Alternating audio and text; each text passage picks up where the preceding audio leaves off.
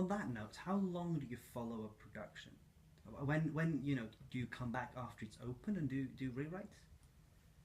Etter premieren? Yeah. Nei, det har jeg aldri gjort. Jeg kan nok, hvis noen ber om å få se et stykke som jeg skrev for lenge siden, så ville jeg lest igjennom og kanskje plukke på det ut fra erfaring fra en oppsetning eller fra hva jeg syns nå, fordi tiden har gått og man får et litt annet syn på ting.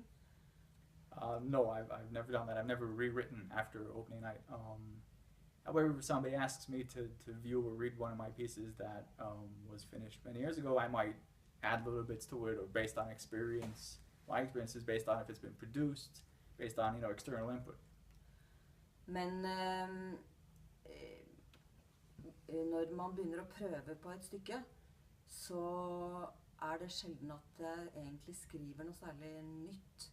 Kanskje små ting, men det heller snakk om å stryke, og så få noe til å henge sammen igjen. Så det egentlig... When we generally start rehearsing or start working with a piece, I don't write any more new material. I might write little tidbits, here and there. I might write, work on connections or things like that, but never really any new material in that sense. Are you normally involved in the rehearsal process? Ja, ja og nei. Det igjen henger sammen med den enkelte produksjon. Men jeg følger gjerne litt i starten, og så jeg innom en stund ut i prøvetiden, og så kommer jeg tilbake igjen, hvis det ikke noe veldig spesielt da. Men jeg kommer jo fra teateret. Jeg var skuespiller tidligere, sånn at jeg kan kodene da. Jeg liksom innenfor på den måten. Så det lett å være i en prøvesituasjon. Yes and no. I tend to follow it in the beginning stages, and then I come back after a while. But I am of a theater background. I am an actor, so I feel I know the codes, or I have a good understanding of how this plays out. Is that a necessity, do you think, or is that preferable for a playwright to have that, to be an active part of the theater in some way, rather than somebody who sits alone in their Jeg tror I hvert fall ikke det noe bakdel. Jeg egentlig bare opplevde at det fordeler med det, og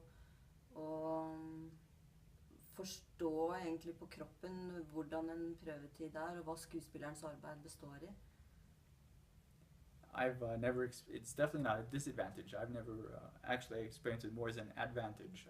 You have a better understanding of how actors work, how they approach the text, how it sort of sets in the room, so it gives you an advantage. Let's talk a little bit about dramaturgy, the structure of a play. Do you write, do you devise different dramaturgies, different structures for your different plays? Do you follow, do you mostly write in the Aristotelian format? Ja, jeg tror jeg gjør det på instinkt, rett og slett. Så jeg har vel egentlig aldri gjort noe som ikke ender opp I en aristotelisk ramme. Selv når jeg lager små biter som jeg putter sammen etter hvert, så vil jeg automatisk legge dem etter en kurve som danner en aristotelisk, klassisk kurve, tror jeg. I write primarily based on instinct, but even when I do that, even when I write small bits that I then piece together, I always wind up following the Aristotelic curve for version of dramaturgy. I always come back to that. Have you thought about why that is?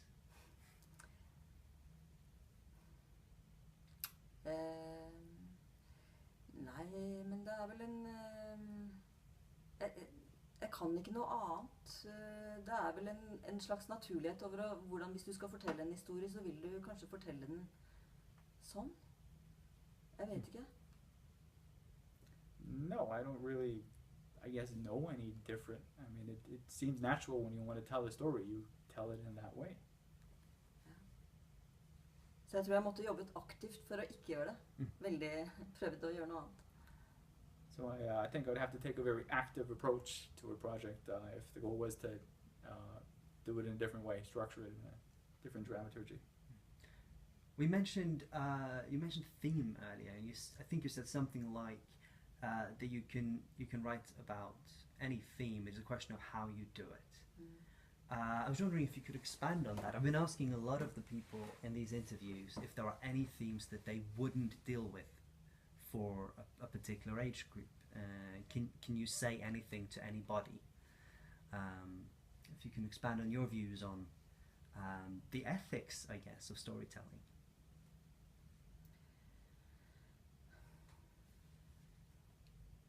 Det må jo være relevant for dem man snakker til dem man kommuniserer med, som et publikum, og når det da et publikum som I en viss alder, så det må være relevant for dem. It has to be relevant to the people you're writing for, to the target audience, the would-be audience, and yeah, it just has to be relevant to the people you're writing for, and to. Men jeg kan ikke komme på noe tema som jeg ikke skulle kunne ta opp for noen egentlig, men det handler om hvordan man behandler det, det helt sikkert. And I can't, I mean, no theme comes to mind that I see as a theme you wouldn't be able to write about or work with in this setting. It's very much about the way you would approach that theme or the way you would write about it. Let's if you're up for it, let's just imagine then.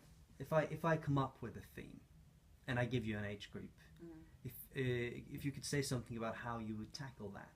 Is that okay? Yeah.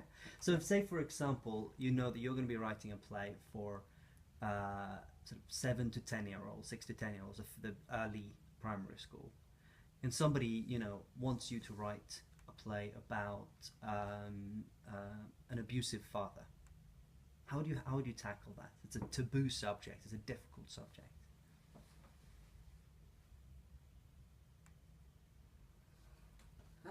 Ja.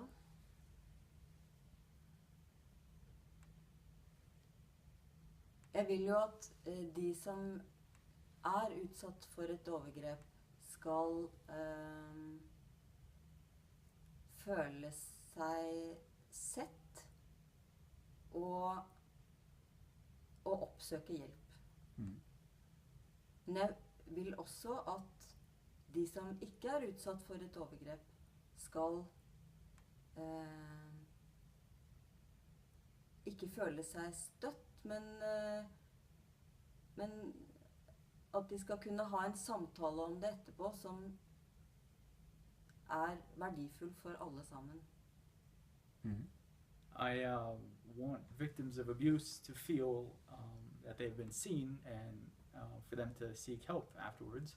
But I also want non-victims, people who haven't experienced abuse personally, to not be offended or by the piece, and then there needs to be room for a conversation afterwards where they can talk about it.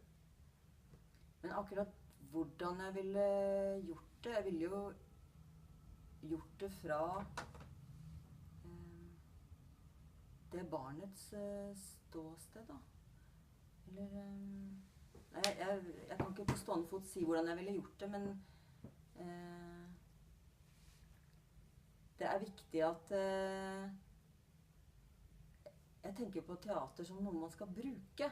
Det ikke noe man skal se på, så skal man må bruke det til noe for seg selv.